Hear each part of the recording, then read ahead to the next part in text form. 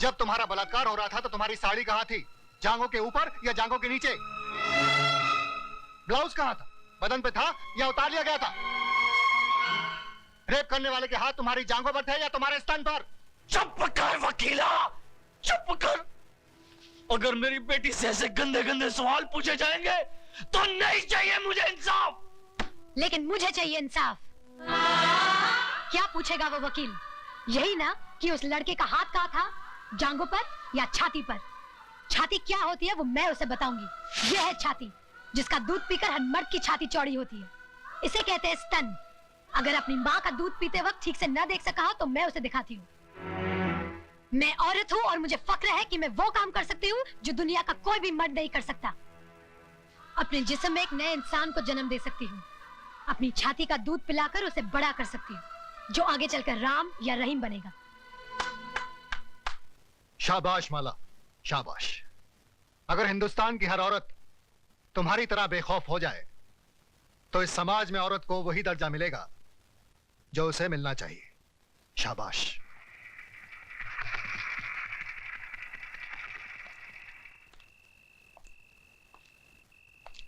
प्रताप। अरे डैडी, आप अंदर आइए ना। नहीं, यही ठीक है। हमारे दामाद होकर भी तुम हमारे खिलाफ मुकदमा लड़ रहे हो।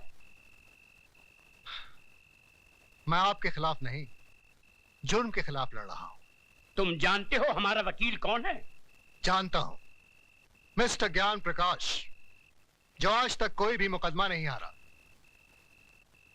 लेकिन इस बार वो हारेगा।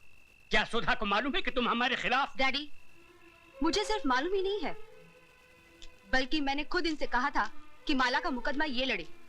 सुधा, तुमने?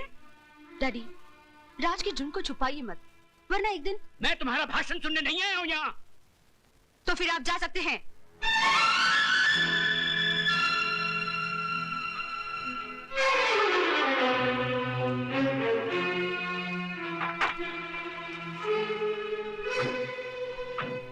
माय लॉर्ड, आज इस अदालत में एक बलात्कार का मुकदमा आया है।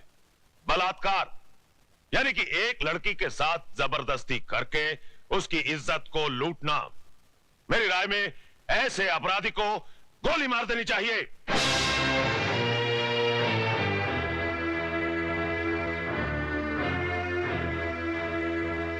अगर एक लड़की अपनी मर्जी से एक लड़के के साथ हम बिस्तर होती है और उसके बाद अपने कपड़े खुद ही फाड़ती है, अपने बाल बिखेरती है और अपने ही नाखूनों से अपने बदन पे निशान लगाकर चिल्लाती है, बचाओ बचाओ मेरा बलात्कार हो गया, तो क्या अदालत मान लेगी?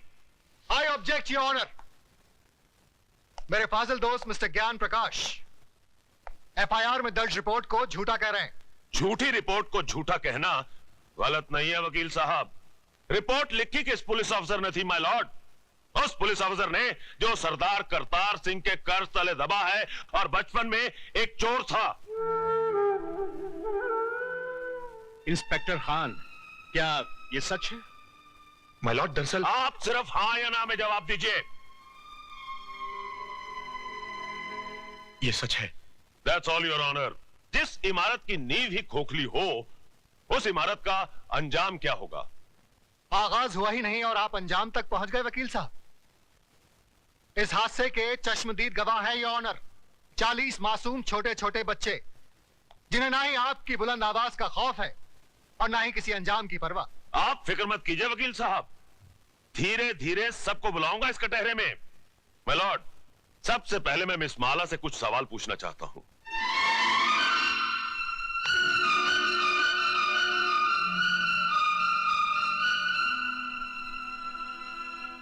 मिस माला, आपका यह कहना है कि मेरे मुवक्किल मिस्टर राज ने आपके साथ बलात्कार किया, लेकिन मेरा यह कहना है कि आप अपनी मर्जी से उनके साथ हम बिस्तर हुई और उसके बाद उन्हें बदनाम करने के लिए आपने उन पे इल्जाम लगाया कि उन्होंने जबरदस्ती आपकी इज्जत ऐसा लूटी। धंधा आपके खानदान की लड़कियां करती होंगी, मैं नहीं करती। You bloody! खबरदार, जो एक भी लफ्ज गलत बोला तो आपको शर्म नहीं आती अपनी बेटी जैसी लड़की से ऐसी बात कहते हुए?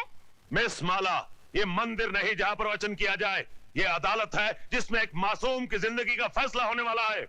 जिसने मेरी जिंदगी को गाली बना दिया वो आपको मासूम लग रहा है, इसलिए कि उसने आपके जेब में हरे हरे नोट भर दिए। अगर नोटों के लिए ऐसे ही अपने जमीर को बेचते रहे तो एक दिन इसी कटहरे में मेरी जगह आपकी बेटी खड़ी होगी, जो ऐसे किसी रईस के बेटे की हवस की शिकार हुई होगी। उस दिन न तो ये नोट आपके काम आएंगे और न ही आपकी आवाज गले से बाहर निकलेगी। गुनहगार को सजा दिलवाने के बजाय आप उसकी तरफदारी कर रहे हैं। तुम जैसे वकीलों को तो जन्म देकर तुम्हारी माँ भी पछता रही होगी। Order order. आप क्या ऑर्डर किए जा रहे हैं? क्या आप सबका जमीर मर गया है? ये वही हिंदुस्तान है जहाँ औरतों को पूजा जाता था, कभी सीता के रूप में तो कभी सावित्री के रूप में। और आज उसी देश में अगर औरत को एक बार नंगा किया गया तो इसकी इज्जत को ढाका नहीं गया, बल्कि बार बार नंगा किया गया, कभी प्रेस वालों ने तो कभी टीवी वालों ने, और अब ये वकील साफ कर रहे हैं और आप चश्मा साफ कर करके देख रहे हैं। अरे समाज के ठेकेदारों, क्या भूल गए तुम लोग? द्रौपदी को भी एक बार नंगा किया गया था, कौरवों का पूरा खानदान मिट गया था। आज उनके खानदान का एक भी वारिस नहीं बचा। वकील साहब, यही पूछना चाहते थे ना कि बलात्कार के वक्त वो मेरे ऊपर था या नीचे? उसके हाथ कहाँ थे, मेरे स्तन पर या मेरी जांघों पर? बंद कर दीजिए तमाशा। अपनी घर की बहू बेटियों को बेइज्जत करने का ये ड्रामा बंद कर दीजिए। कहीं ऐसा ना हो कि आज की औरत शर्म की दहलीज पार कर जाए। इस अदालत में कल जो मुकदमा आएगा वो ये नहीं होगा कि एक लड़के ने एक लड़की का बलात्कार किया, बल्कि ये होगा कि एक लड़की ने एक लड़के का बलात्कार किया। सिर झुकाए ये खड़ा होगा, ये मैं नहीं। Order order. The court is adjourned. ये लड़की है या किसी देवी का अवतार? अरे पिछले 30 साल में मैंने बड़े से बड़े धुरंधर वकीलों को अदालत की धूल चटवा दी, लेकिन इसने मुझ जैसे पहाड़ को अपने पैरों तले रौंद के रख दिया। मगर आप तो अपने आप को माइक टाइसन कहते थे। माइक टाइसन को भी कोई मर्द नहीं पछाड़ पाया था। अरे उसे भी पछाड़ा तो एक मामूली सी लड़की ने। मगर अब हम क्या करें ये तो बताइए। इससे पहले कि कल सुबह जज अपनी कुर्सी पर बैठे, माला को इस दुनिया से उठवा दीजिए। मिलोड, पिछले 30 सालों से मिस्टर ज्ञान प्रकाश इंसाफ के इस मंदिर की चौखट पर अपना माथा टेकते आए हैं। इस देवी के चरणों में श्रद्धा के फूल चढ़ाते आए हैं, क्योंकि ये अब तक हर मुकदमा जीतते आए हैं। लेकिन आज जब पहली बार इन्हें शिकस्त की हल्की सी झलक दिखाई दी तो ये बौखला गए। इंसाफ के इस मंदिर से इनका विश्वास उठ गया, इस देवी में इनकी श्रद्धा टूट गई और इन्होंने अपने हाथों में इंसाफ के तराजू की जगह दौलत की तलवार उठा ली। मेरी मुवक्किल माला को इस दुनिया से उठाने का फैसला कर लिया, उस पर कातिलाना हमला करवाया। अगर यकीन नहीं आता मिलॉर्ड तो आप खुद ही देख लीजिए माला के जिस्म पर पड़े हुए जख्मों के ये निशान। मैं अपने फाजिल दोस्त से यह पूछना चाहूंगा कि अगर इस मुकदमे का फैसला अदालत के बाहर ही करना था तो इस अदालत में आने का ढोंग क्यों रचाया जा रहा है? जब इन मासूम बच्चों के बयान के बगैर इस मुकदमे को अंजाम तक पहुंचाया जा सकता है तो फिर इन्हें क्यों बुलाया गया है? अगर ताकतवर अपनी ताकत के जोर पर ही मुकदमे का फैसला करवा सकता है तो यह अदालत क्यों बनाई गई है? अगर गरीब और बेबस को इंसाफ नहीं दिया जा सकता तो बंद कर दीजिए यह अदालत। रुक जाइए जज साहब, आप अपना फैसला सुनाए इससे पहले मैं आपसे एक सवाल पूछना चाहती हूँ। पूछो। अगर मुकदमा ये वकील साहब जीत गए तो इन्हें ढेर सारे नोट मिलेंगे और इनका मौकिल छूट जाएगा, और अगर ये वकील साहब जीत गए तो इस आदमी को 7 साल की सजा हो जाएगी। दोनों ही सूरतों में मुझे क्या मिला? कानून ने मेरे साथ क्या इंसाफ किया? जो इंसान कानून की मर्यादा को तोड़ता है, कानून ही उसे सजा देता है। मर्यादा मेरी तोड़ी गई है, कानून की नहीं। इज्जत मेरी लुटी है, कानून की नहीं। Order order. क्या मैं माथे पे लगे इस कलंक के साथ जी सकूंगी? कौन थामेगा मेरा हाथ? कौन भरेगा मेरी मांग में सिंदूर? किसके नाम का मंगलसूत्र मैं पहनूंगी अपने गले में? अरे इस देश में तो सीता माँ को भी अग्नि परीक्षा के बाद माफ नहीं किया गया था, फिर मैं तो एक मामूली सी लड़की हूं।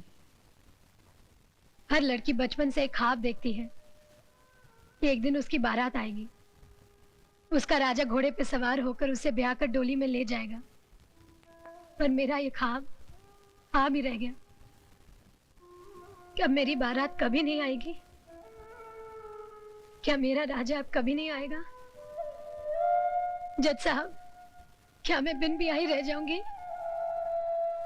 क्या मैं बिन ब्याही रह जाऊंगी?